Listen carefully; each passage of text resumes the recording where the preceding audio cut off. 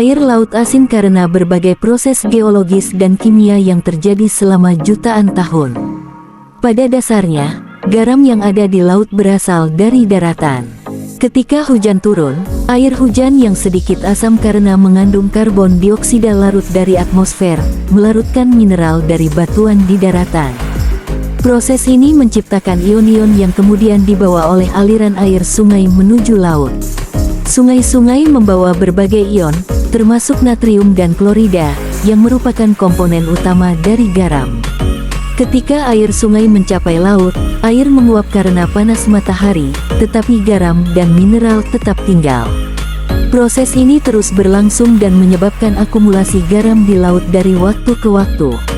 Aktivitas vulkanik di dasar laut juga berkontribusi pada salinitas air laut. Letusan gunung berapi bawah laut melepaskan berbagai mineral dan gas yang larut dalam air.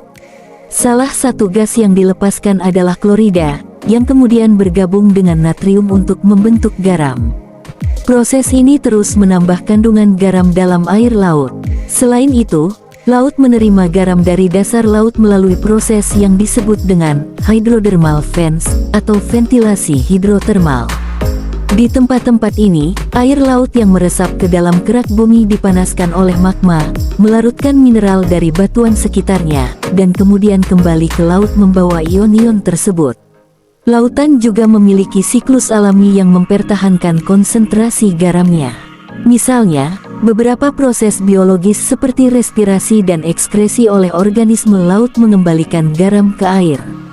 Begitu juga dengan dekomposisi organisme laut yang mati, yang melepaskan mineral kembali ke dalam air laut.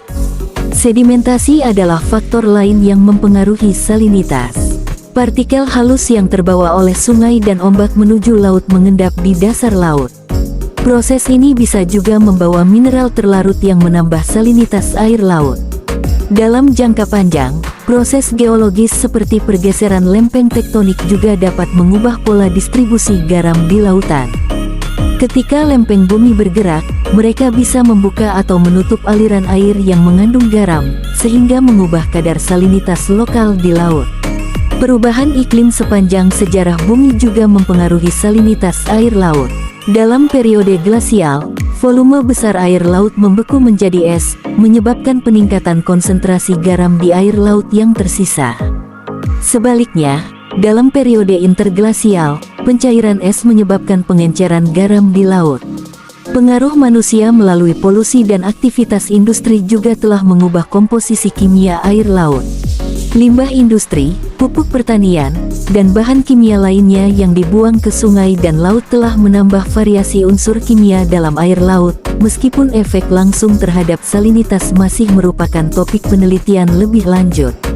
Keseluruhan proses ini menunjukkan bahwa salinitas air laut adalah hasil dari interaksi kompleks antara faktor geologis, kimia, biologis, dan bahkan aktivitas manusia, yang telah terjadi selama miliaran tahun, menjadikan air laut asin sebagaimana kita kenal saat ini. Terima kasih telah menonton dan jangan lupa untuk like, comment, and subscribe.